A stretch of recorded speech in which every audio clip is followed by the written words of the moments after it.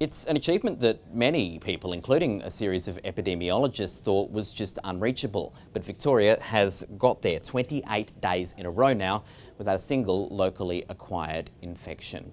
So now, going forward, any cases being found in the state, they'd truly be a surprise. New South Wales is also well on the way to effective local elimination if it doesn't record another local case before the end of next week. The only state recording them at the moment is South Australia, and the numbers there are thankfully remaining very low. So nationally, the 7-day average in Australia has come down now from a peak of more than 500 to less than 20, and it's been there for 40 days straight. That's a rare feat to have achieved globally. Only a couple of other countries have managed this, bringing a peak of this size down to virtually zero for even longer than Australia has. China is one example, and the other is Singapore.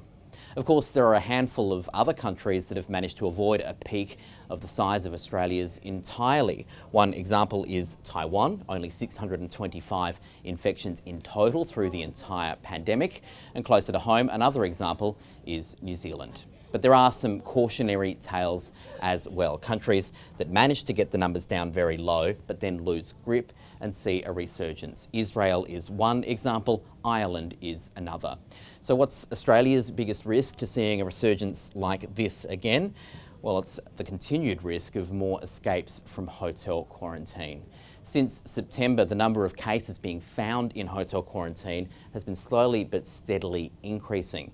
And the longer that the global pandemic situation is worsening and the more Australians want to come home, well, the longer that the risk of more breaches of quarantine in Australia remain.